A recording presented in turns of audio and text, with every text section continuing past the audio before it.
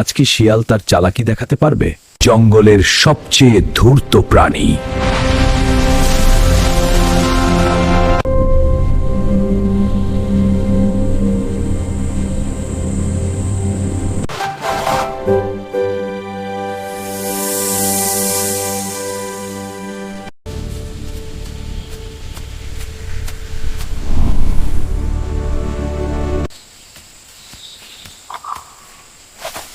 আজ কি শিয়াল তার চালাকি দেখাতে পারবে?